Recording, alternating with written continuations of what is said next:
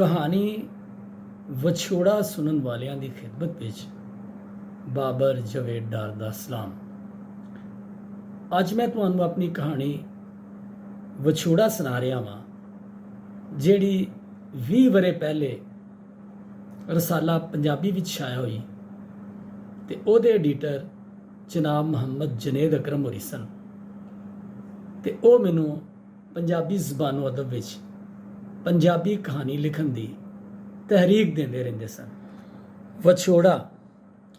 Wagon ਵਿੱਚ ਬੈਠਿਆਂ ਬਾਰੀ ਰਾਹੀਂ ਬਾਹਰ ਦੇ ਨਜ਼ਾਰਿਆਂ ਵਿੱਚ ਗੁਆਚਾ ਰਹਿਣਾ ਉਹਦੀ ਆਦਤ ਬਣ ਗਈ ਸੀ।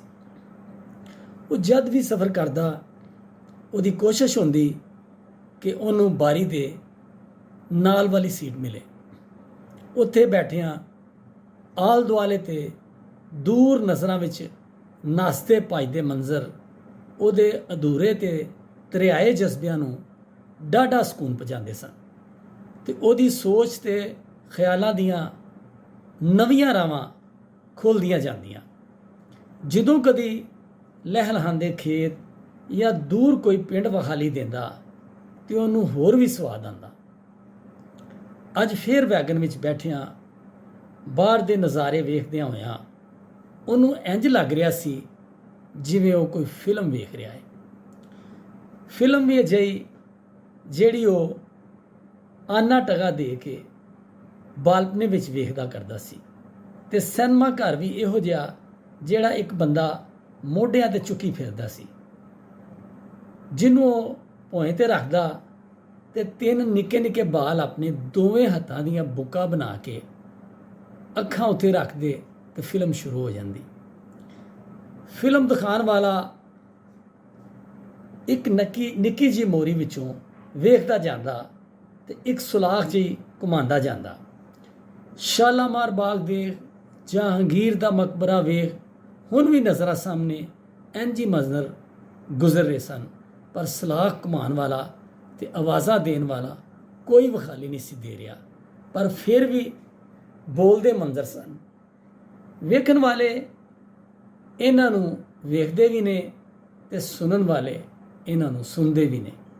ਕਈ ਮੰਜ਼ਰ ਦਿਲ ਤੇ ਦਿਮਾਗ ਵਿੱਚ ਇੰਝ ਖੁੱਭ ਜਾਂਦੇ ਨੇ ਕਿ ਵੇਲਾ ਗੁਜ਼ਰਨ ਦੇ ਨਾਲ ਨਾਲ ਉਹ ਮਿਟਣ ਦੀ ਬਜਾਏ ਆਪਣੇ ਰੰਗ ਖਿਲਾਰਦੇ ਤੇ ਬਹਿੰਦੇ ਹੋਏ ਅਹਿਸਾਸ ਦੀਆਂ ਡੂੰਘਾਈਆਂ ਵਿੱਚ ਚਲੇ ਜਾਂਦੇ ਨੇ। ਇੱਕ ਵਾਰੀ ਉਹਨੇ ਗੱਡੀ ਵਿੱਚ ਸਫ਼ਰ ਕਰਦਿਆਂ ਬਾਰੀ ਥਾਣੀ ਵੇਖਿਆ ਕਿ ਇੱਕ ਸਵਾਨੀ ਜਿਹਦੇ ਹੱਥ ਵਿੱਚ ਰੋਟੀ ਸੀ ਤੇ ਸਿਰ ਤੇ ਗਠੜੀ ਤੇ ਉਹ ਪੈਲੀਆਂ ਵਿੱਚੋਂ ਟੁਰਦੀ ਨਜ਼ਰ ਆ ਰਹੀ ਸੀ। ਨਾਲ ਹੀ ਉਹਦੀ ਨਜ਼ਰ ਖੇਤਾਂ ਵਿੱਚ ਕੰਮ ਕਰਦੇ ਇੱਕ ਜਣੇ ਤੇ ਪਈ, ਜਿਹੜਾ ਕੰਮ ਛੱਡ ਕੇ ਟੁੱਕਰ ਪਾਣੀ ਦੀ ਉਡੀਕ ਵਿੱਚ ਰਾਹ ਲੰਘਦੀ ਇੱਕ ਸਵਾਨੀ ਵੱਲ ਵੇਖ ਰਿਹਾ ਸੀ। ਉਹਨੂੰ ਇਹ ਸਭ ਕੁਝ ਬੜਾ ਚੰਗਾ ਲੱਗਾ। ਉਹਦੇ ਉੱਤੇ ਇੱਕ ਅਜਿਹਾ ਅਸਰ ਹੋਇਆ ਤੇ ਉਹ ਬੁੜਬੜਾਇਆ, ਰੈਤਲ ਦੇ ਪੈਦਾਵਾਰੀ ਲੋਕ ਇਹੋ ਹੀ ਨੇ ਜਿਹੜੇ ਧਰਤੀ ਨੂੰ ਆਪਣਾ ਲਹੂ ਦੇ ਕੇ ਥਾਂ ਥਾਈਂ ਹਰਿਆਲੀ ਪੈਦਾ ਕਰਦੇ ਨੇ। ਓਏ ਲੋਕੋ, ਮੈਂ ਤੁਹਾਨੂੰ ਸਲਾਮ ਕਰਨਾ ਵਾਂ। ਉਹ ਬੁੜਬੜਾਇਆ ਤੇ ਉਹਦੇ ਨਾਲ ਬੈਠਾ ਬੰਦਾ ਬੋਲਣ ਲੱਗਾ, ਬਾਊ ਜੀ ਕੀ ਗੱਲ ਹੈ? ਇਹ ਸੋਚ ਕੇ ਉਹ ਨਿੰਮਾ ਜਿਹਾ ਮੁਸਕਰਾਇਆ। ਫੌਰਨ ਹੀ ਉਹਦੀ ਨਜ਼ਰ 2 ਬਾਬਿਆਂ ਤੇ ਪਈ, ਜਿਹੜੇ ਇੱਕ ਬੋਰਡ ਥੱਲੇ ਪਈ ਹੋਈ ਮੰਜੀ ਤੇ ਬੈਠੇ ਹੋਏ ਸਨ। ਇੱਕ ਹੁੱਕਾ ਛਕ ਰਿਹਾ ਸੀ ਤੇ ਦੂਜਾ ਬੜੇ ਸਕੂਨ ਨਾਲ ਬੈਠਾ ਇੱਕ ਪਾਸੇ ਵੇਖ ਰਿਹਾ ਸੀ। 4 ਚਫੇਰੇ ਹੂਦ ਆਲਮ ਸੀ।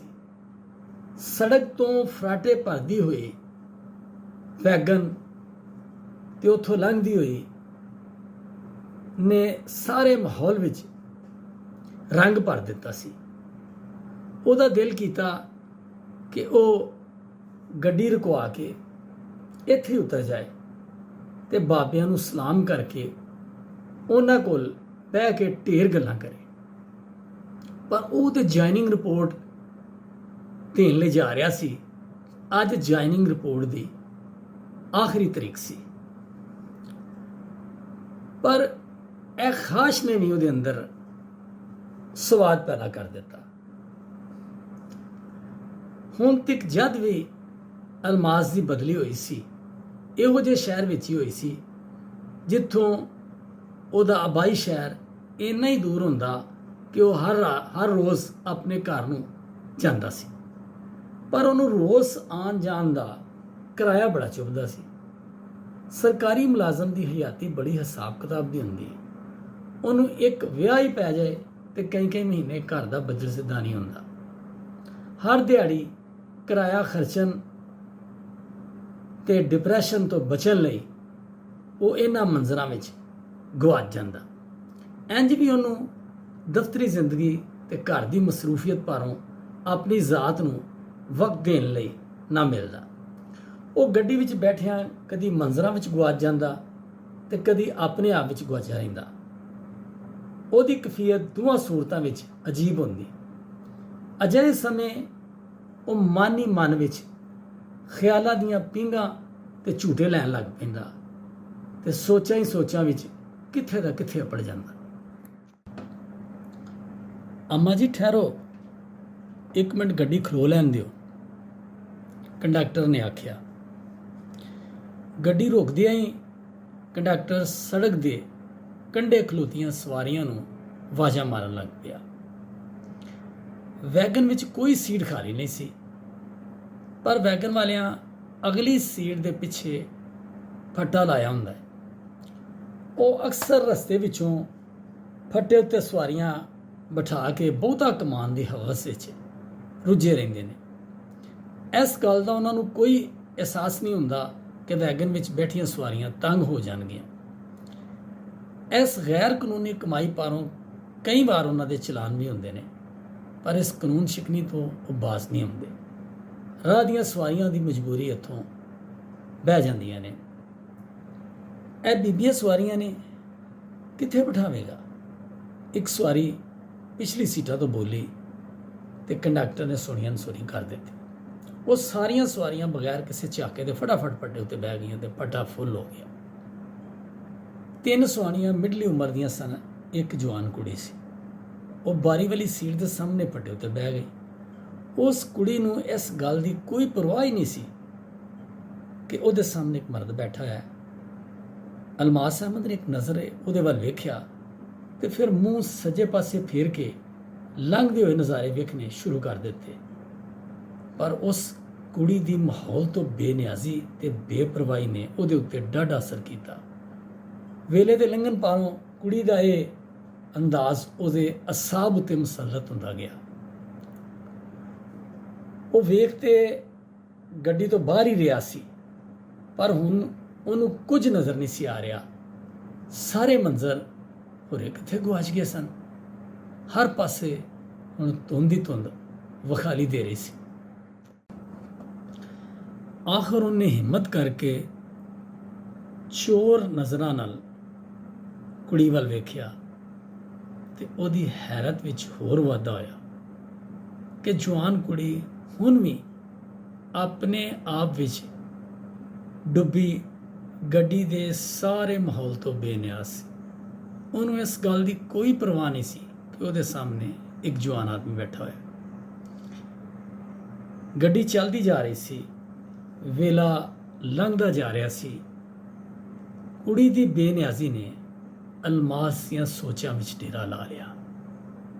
ਉਹਦੇ ਦਿਲ ਵਿੱਚ ਖਾਸ਼ ਫੁੱਟੀ ਕਿ ਉਹ ਇੰਝ ਹੀ ਬੈਠਾ ਰਹੇ ਤੇ ਵੇਲਾ ਰੁਕ ਜਾਏ, ਪਰ ਵੇਲਾ ਤੇ ਕਦੀ ਨਹੀਂ ਰੁਕਿਆ। ਹਾਂ, ਕਦੀ ਕਦਾਰ ਵੇਲੇ ਦਾ ਕੁਝ ਹਿੱਸਾ ਦਿਲ ਦੇ ਕਿਸੇ ਨੁਕਰ ਵਿੱਚ ਠਹਿਰ ਜਾਂਦਾ ਹੈ ਤੇ ਉਹਦੀ ਮਿੱਠੀ ਮਿੱਠੀ ਚੋਬ ਹਯਾਤੀ ਦੇ ਨਾਲ ਨਾਲ ਟੁਰਦੀ ਰਹਿੰਦੀ। ਅਲਮਾਸ ਨੇ ਨਜ਼ਰਾਂ ਘੁਮਾ ਕੇ ਵੈਗਨ ਵਿੱਚ ਬੈਠੀਆਂ ਸਵਾਰੀਆਂ ਵੱਲ ਵੇਖਿਆ। ਕੁਝ ਸਵਾਰੀਆਂ ਉਂਘ ਰਹੀਆਂ ਸਨ ਤੇ ਕੁਝ ਆਪਣੇ ਖਿਆਲਾਂ ਵਿੱਚ ਡੁੱਬੀਆਂ ਹੋਈਆਂ ਸਨ। ਉਹ ਬਾਜੀ ਸ਼ਕੀਲਾ ਦਾ ਪਿੰਡ। ਮਾਂ ਜੀ, ਉਸ ਕੁੜੀ ਨੇ ਬਾਰੀ ਥਾਨੀ ਇਸ਼ਾਰਾ ਕਰਦਿਆਂ ਆਖਿਆ ਤੇ ਤਿੰਨੋਂ ਜ਼ਨਾਨੀਆਂ ਨੇ ਬਾਰੀ ਵੱਲ ਮੂੰਹ ਕਰ ਲਿਆ। ਅਲਮਾਸ ਨੇ ਪਹਿਲੀ ਵਾਰੀ ਉਸ ਕੁੜੀ ਦੀ ਬੇਪਰਵਾਹੀ ਨੂੰ ਪਰਵਾਹ ਵਿੱਚ ਬਦਲਦਿਆਂ ਵੇਖਿਆ ਤੇ ਉਹਦੀਆਂ ਨਜ਼ਰਾਂ ਤੋਂ ਬਾਹਰ ਦੂਰ ਦਰਾਜ਼ ਨਜ਼ਾਰਿਆਂ ਵਿੱਚ ਟੁਰ ਗਈਆਂ। ਉਹ ਨਿੱਕਾ ਜਿਹਾ ਪਿੰਡ ਸੀ, ਕਿਸੇ ਟੀਲੇ ਉੱਤੇ ਆਬਾਦ ਨਜ਼ਰ ਆ ਰਿਹਾ ਸੀ। ਉਹਦੇ ਵਿਚਕਾਰ ਚਿੱਟੇ ਰੰਗ ਦਾ ਕੋਈ ਦਰਬਾਰ ਸੀ। ਖੇਤਾਂ ਵਿੱਚੋਂ ਲੰਘਦੀ ਪੱਕੀ ਸੜਕ ਉਸ ਪਿੰਡ ਨੂੰ ਜਾ ਰਹੀ ਸੀ। ਦੂਰ ਤੱਕ ਹਰਿਆਲੀ ਹੀ ਹਰਿਆਲੀ ਤੇ ਅੱਗੇ ਪਿੰਡ। ਗੱਡੀ ਵਿੱਚੋਂ ਬੈਠਿਆਂ ਇੰਜ ਲੱਗਦਾ ਸੀ ਜਿਵੇਂ ਕੋਈ ਸੋਹਣੀ ਤੇ ਮਨ ਖਿੱਚਵੀਂ ਸੁਨਹਿਰੀ ਸਿਨਰੀ ਹੋਵੇ। ਆਹ, ਤੂੰ ਠੀਕ ਕਹਿਨੀ ਹੈ ਰਾਣੋ ਦੀ ਮਾਂ ਨੇ ਉਹਦੀ ਹਾਂ ਵਿੱਚ ਹਾਂ ਮਿਲਾਉਂਦਿਆਂ ਆਖਿਆ। ਵਾਪਸੀ ਬਾਜੀ ਵੱਲੋਂ ਹੁੰਦੇ ਜਾਵਾਂਗੇ, ਰਾਣੋ ਨੇ ਗੱਲ ਕਰਦਿਆਂ ਹੋਇਆ ਮਾਂ ਦਾ ਮੁੰਡਾ ਹਿਲਾ ਕੇ ਆਖਿਆ, ਜਿਹੜੀ ਇੱਕਦਮ ਪਿੰਡ ਵੱਲ ਵੇਖਦਿਆਂ ਕਿਸੇ ਸੋਚ ਵਿੱਚ ਡੁੱਬ ਗਈ। ਨਾ ਕੁੜੀਏ, ਤੈਨੂੰ ਪਤਾ ਹੀ ਨਹੀਂ, ਧੀਆਂ ਵੱਲ ਜਾਣਾ ਸੌਖਾ ਹੈ, ਫਿਰ ਕਦੀ ਸੀ। ਵਾਪਸੀ ਤੇ ਘਰ ਤੇ ਆਉਣਾ ਹੀ ਹੈ, ਰਾਹ ਵਿੱਚ ਉਤਰ ਜਾਵਾਂਗੇ। ਹੋਰੇ ਅੱਬੇ ਨੂੰ ਕੀ ਸੁੱਝੀ ਸੀ ਜਿਹੜਾ ਸ਼ਹਿਰ ਵਿੱਚ ਰਹਿਣ ਲੱਗ ਪਿਆ। ਸਾਡੇ ਸਾਰੇ ਰਿਸ਼ਤੇਦਾਰ ਪਿੰਡ ਵਿੱਚ ਹੀ ਰਹਿੰਦੇ ਨੇ, ਮੈਨੂੰ ਉੱਕਾ ਸ਼ਹਿਰ ਨਹੀਂ ਚੰਗੇ ਲੱਗਦੇ, ਤੇ ਨਾਲੇ ਸਾਡੇ ਜਿਹਾ ਮਾੜਿਆਂ ਤੇ ਸ਼ਹਿਰ ਵਿੱਚ ਰਹਿ ਕੇ ਤੰਗ ਹੀ ਹੋਣਾ। ਭਾ ਬਸ਼ੀਰ ਦੇ ਸੰਡੇ ਵਾਂਗੂ ਜਿਹਨੂੰ ਹਰ ਵੇਲੇ ਖੋਪੇ ਹੀ ਪੈ ਰਹਿੰਦੇ ਨੇ। ਰਾਣੋ ਨੇ ਆਖਿਆ, ਮੈਂ ਐਵੇਂ ਤੈਨੂੰ 12 ਜਮਾਤਾਂ ਪੜ੍ਹਾ ਦਿੱਤੀਆਂ, ਤੇਰੀ ਤਾਂ ਕੁੜੀ ਜ਼ਬਾਨ ਨਹੀਂ ਖਲੋਂਦੀ। ਤੇਰਾ ਅੱਬਾ ਬਿਸ਼ਤੀ ਦਾ ਬੜਾ ਚੰਗਾ ਸੀ, ਤੈਨੂੰ ਕੀ ਪਤਾ, ਤੂੰ ਤਾਂ ਸ਼ਹਿਰ ਵਿੱਚ ਜੰਮੀ ਪਲੀ। ਉਹ ਮੁੰਡਾ ਜਿਹਾ ਸੀ, ਉਹਦਾ ਪਿਓ ਮਰ ਗਿਆ, 4 ਭੈਣਾਂ ਵਿਆਹੀਆਂ, ਕਰਜ਼ਿਆਂ ਵਿੱਚ ਦਬ ਗਿਆ, ਤੇ ਲੋੜਾਂ ਨੇ ਉਹਦਾ ਮੂੰਹ ਸ਼ਹਿਰ ਵੱਲ ਮੋੜ ਦਿੱਤਾ। ਦਿਨ ਰਾਤ ਉਹਨੇ ਇੱਕ ਘਰ ਛੱਡੀ ਸੀ, ਆਪਣਾ ਵਿਆਹ ਵੀ ਕੀਤਾ, ਤੇ ਅੱਗੋਂ ਫਿਰ ਰੱਬ ਨੇ 3 ਕੁੜੀਆਂ ਦੇ ਛੜੀਆਂ, ਤੇ ਉਹ ਤੇ ਮਰਦੇ ਦਮ ਤੱਕ ਮਸ਼ੱਕਤਾਂ ਹੀ ਕਰਦਾ ਰਿਹਾ। ਫਿਰ ਕੁਝ ਸੋਚਦਿਆਂ ਆਖਿਆ, ਸ਼ਕੀਲਾ ਦੇ ਘਰ ਜਾਣ ਨੂੰ ਮੇਰਾ ਵੀ ਬੜਾ ਦਿਲ ਕਰਦਾ ਹੈ, ਪਰ ਫਿਰ ਕਦੀ ਸੀ। ਇਹ ਕਹਿੰਦਿਆਂ ਉਹਨੇ ਰਾਣੋ ਵੱਲ ਬੇਬਸੀ ਨਾਲ ਵੇਖਿਆ। ਬਾਜੀ ਵੱਲ ਜਾਣਾ ਸਾਨੂੰ ਕਿੰਨਾ ਔਖਾ ਲੱਗਦਾ ਹੈ। ਹਾਲਾਂ ਬਾਜੀ ਹੋਰੀ ਕਿੰਨੇ ਚੰਗੇ ਨੇ। ਪਿਛਲੀ ਵਾਰੀ ਬਾਜੀ ਦੇ ਪਿੰਡ ਗਈ ਤੇ ਉਹਨਾਂ ਮੇਰੇ ਲਈ ਘਰ ਦੀ ਪਾਲੀ ਹੋਈ ਦੇਸੀ ਕੁਕੜੀ ਪਕਾਈ। ਅੱਜ ਤੱਕ ਉਹਦਾ ਸਵਾਦ ਮੂੰਹ ਤੋਂ ਨਹੀਂ ਲੈਂਦਾ। ਬਾਜੀ ਹੋਰਾਂ ਤੇ ਕੋਈ ਗਿਲਾ ਨਹੀਂ ਕੀਤਾ, ਤੁਸੀਂ ਤੇ ਐਵੇਂ ਗੱਲਾਂ ਨੂੰ ਆਪਣੇ ਉੱਤੇ ਸਵਾਰ ਕਰ ਲੈਂਦੇ ਹੋ। ਰਾਣੋ ਨੇ ਮਾਂ ਨੂੰ ਆਖਿਆ, ਤੇਰਾ ਅੱਬਾ ਬਿਸ਼ਤੀ ਆਂਦਾ ਸੀ ਕਿ ਧੀਆਂ ਵੱਲ ਖਾਲੀ ਹੱਥ ਨਹੀਂ ਜਾਣਾ ਚਾਹੀਦਾ, ਭਾਵੇਂ ਦੇਰ ਨਾਲ ਫੇਰਾ ਲਾ ਲਿਆ ਕਰੋ। ਮਾਂ ਨੇ ਰਾਣੋ ਨੂੰ ਸਮਝਾਉਂਦਿਆਂ ਆਖਿਆ, ਅਸੀਂ ਬਹੁਤੀਆਂ ਗੱਲਾਂ ਆਪ ਹੀ ਬਣਾ ਲਈਆਂ ਨੇ ਤੇ ਆਪਣੇ ਆਪ ਨੂੰ ਮੁਸੀਬਤਾਂ ਵਿੱਚ ਪਾ ਲਿਆ। ਮੈਨੂੰ ਤੇ ਉਹ ਹਰ ਗੱਲ ਚੰਗੀ ਨਹੀਂ ਲੱਗਦੀ ਜਿਹੜੀ ਆਪਸ ਦੇ ਮੇਲ ਮੁਹੱਬਤ ਵਿੱਚ ਕੰਧ ਬਣ ਕੇ ਖਲੋ ਜਾਏ। ਰਾਣੋ ਨੇ ਆਖਿਆ, ਤੇਰੀ ਗੱਲ ਠੀਕ ਹੈ ਧੀਏ, ਪਰ ਇਹ ਤੌਰ ਤਰੀਕੇ ਸਾਡੇ ਪਿਓ ਦਾਦਿਓਂ ਚਲੇ ਆ ਰਹੇ ਨੇ ਤੇ ਲੋਕਾਂ ਵਿੱਚ ਰਹਿੰਦਿਆਂ ਇਹਨਾਂ ਨੂੰ ਮੰਨਣਾ ਪੈਂਦਾ ਹੈ। ਰਾਣੋ ਦੀ ਮਾਂ ਨੇ ਮਾਨ ਦੇ ਨਾਲ ਬੈਠੀ ਦੂਜੀ ਜ਼ਨਾਨੀ ਨੇ ਆਖਿਆ, ਚਾਚੀ ਇਹ ਕਿਹੜੇ ਤੌਰ ਤਰੀਕੇ ਨੇ? ਮੈਂ ਆਪਣੀ ਉਸ ਭੈਣ ਦੇ ਪਿੰਡ ਕੋਲੋਂ ਚੁੱਪ ਕਰਕੇ ਲੰਘ ਜਾਵਾਂ ਜਿਹਦੇ ਬਗੈਰ ਮੈਨੂੰ ਨੀਂਦਰ ਨਹੀਂ ਸੀ ਆਉਂਦੀ। ਗਰਮੀਆਂ ਦੀਆਂ ਰਾਤਾਂ ਵਿੱਚ ਤਾਰਿਆਂ ਵੱਲ ਮੂੰਹ ਕਰਕੇ ਅਸੀਂ ਬੜੀ ਦੇਰ ਗੱਲਾਂ ਕਰਦੇ ਰਹਿੰਦੇ ਸਾਂ। ਇੱਕ ਵਾਰੀ ਬਾਜੀ ਸ਼ਕੀਲਾ ਨੇ ਮੈਨੂੰ ਆਖਿਆ ਸੀ, ਇੱਕ ਵੇਲਾ ਆਵੇਗਾ ਇਹ ਚੰਦ ਤੇ ਤਾਰੇ ਇੰਝ ਹੀ ਚਮਕ ਰਹੇ ਹੋਣਗੇ, ਪਰ ਅਸੀਂ ਇੰਝ ਇਕੱਠੀਆਂ ਨਹੀਂ ਹੋਵਾਂਗੀਆਂ। ਹੋਰੇ ਕਿੱਥੇ ਬਹਿ ਕੇ ਇਹਨਾਂ ਚੰਦ ਤਾਰਿਆਂ ਨੂੰ ਵੇਖ ਰਹੀਆਂ ਹੋਵਾਂਗੀਆਂ। ਇਹ ਸੁਣ ਕੇ ਮੈਨੂੰ ਆਪਣੇ ਦਿਲ ਤੇ ਆਰੀ ਚੱਲਦੀ ਮਹਿਸੂਸ ਹੋਈ ਸੀ।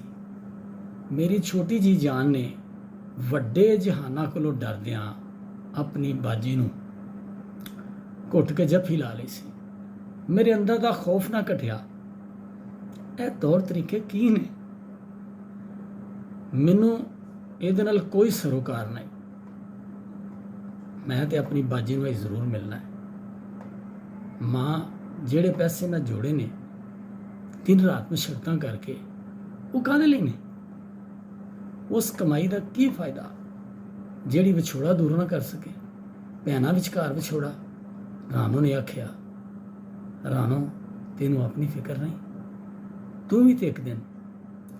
ਰਾਣੋ ਦੀ ਮਾਂ ਨੇ ਜੁਮਲਾ ਅਧੂਰਾ ਛੱਡਦਿਆਂ ਰਾਣੋ ਵੱਲ ਗੌਰ ਨਾਲ ਵੇਖਿਆ।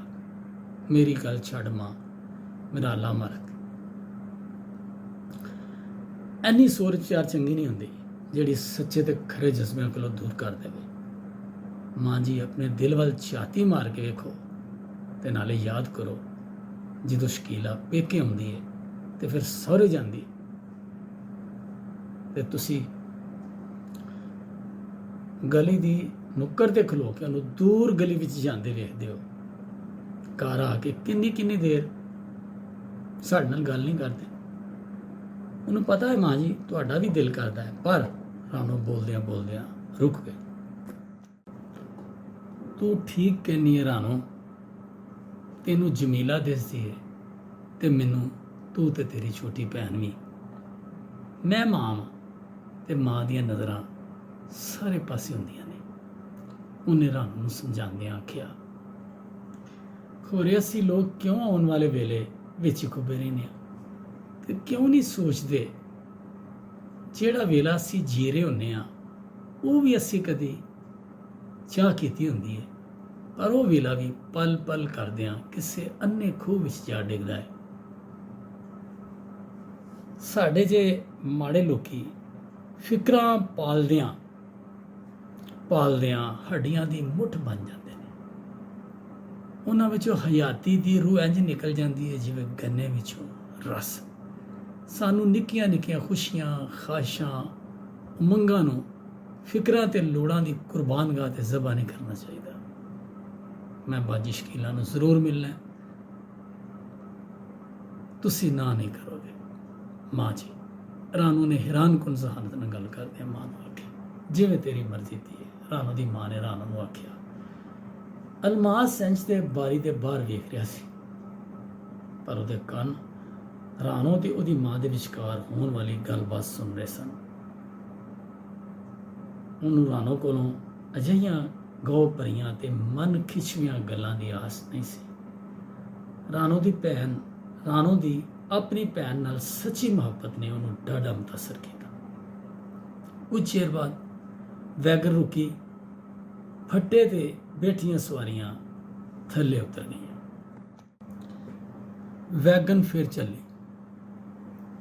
ਅਲਮਾਸ ਨੇ ਬਾਰੀ ਵਿੱਚੋਂ ਪਰਤ ਕੇ ਵੇਖਿਆ ਤੇ ਕੁਝ ਦੇਰ ਵੇਖਦਾ ਹੀ ਰਿਹਾ। ਧੁੰਦ ਛੁੱਟ ਚੁੱਕੀ ਸੀ, ਸਾਰਾ ਮੰਜ਼ਰ ਆਪਣੇ ਸਾਰੇ ਰੰਗਾਂ ਨਾਲ ਨਮਾਇਆ ਸੀ। ਰਾਣੋ ਨਜ਼ਰਾਂ ਤੋਂ ਦੂਰ ਹੁੰਦੀ ਜਾ ਰਹੀ ਸੀ। ਕੁਝ ਦੇਰ ਬਾਅਦੋਂ ਇੱਕ ਨੁਕਤਾ ਜਿਹਾ ਨਜ਼ਰ ਆਉਣ ਲੱਗ ਪਿਆ, ਫਿਰ ਉਹ ਵੀ ਦੂਰੀਆਂ ਵਿੱਚ ਗੁਆਚ ਗਿਆ ਸੀ। ਅਲਮਾਸ ਨੂੰ ਇੰਝ ਮਹਿਸੂਸ ਹੋਇਆ ਉਹਦੇ ਦਿਲ ਦੀ ਹਰਕਤ ਸੁਸਤ ਹੋ ਗਈ ਹੈ। ਵੇਲੇ ਦਾ ਕੁਝ ਹਿੱਸਾ ਉਹਦੇ ਦਿਲ ਦੀ ਕਿਸੇ ਨੁੱਕਰ ਵਿੱਚ ਠਹਿਰ ਗਿਆ ਹੈ। ਇਹ ਕਿਹੜੀ ਛੋਹ ਹੈ? ਅਲਮਾਸ ਨੇ ਆਪਣੇ ਆਪ ਨਾਲ ਗੱਲਾਂ ਕਰਦੇ ਆਖਿਆ, ਤੇ ਫਿਰ ਰਾਣੋ ਦੀ ਗੱਲ ਉਹਦੇ ਦਿਮਾਗ ਵਿੱਚ ਘੁੰਮਣਾ ਸ਼ੁਰੂ ਹੋ ਗਈ। ਇਹ ਚੰਦ ਤੇ ਤਾਰੇ ਇੰਝ ਹੀ ਚਮਕ ਰਹੇ ਹੋਣਗੇ, ਪਰ ਅਸੀਂ ਹੋਰੇ ਕਿੱਥੇ ਬਹਿ ਕੇ ਨਾ ਚੰਦ ਤਾਰਿਆਂ ਨੂੰ ਵੇਖ ਰਹੀਆਂ ਹੋਵਾਂਗੀਆਂ। ਖਿਆਲ ਦੀ ਕਿਰਨ ਚਮਕੀ, ਦਿਮਾਗ ਦੀ ਸਕਰੀਨ ਅਸਮਾਨ ਵਾਂਗੂ ਫੈਲਦੀ ਗਈ, ਜਿੱਥੇ ਅਣਗਿਣਤ ਸਿਤਾਰੇ ਚਮਕ ਰਹੇ ਸਨ। ਉਹਨਾਂ ਸਿਤਾਰਿਆਂ ਦੀ ਰੋਸ਼ਨੀ ਵਿੱਚ ਰਾਣੋ ਨਜ਼ਰ ਆਈ। ਉਹ ਖੇਤਾਂ ਵਿੱਚੋਂ ਲੰਘਦੀ ਪੱਕੀ ਸੜਕ ਉੱਤੇ ਚੱਲ ਰਹੀ ਸੀ, ਜਿਹੜੀ ਪਿੰਡ ਨੂੰ ਜਾ ਮਿਲਦੀ ਸੀ।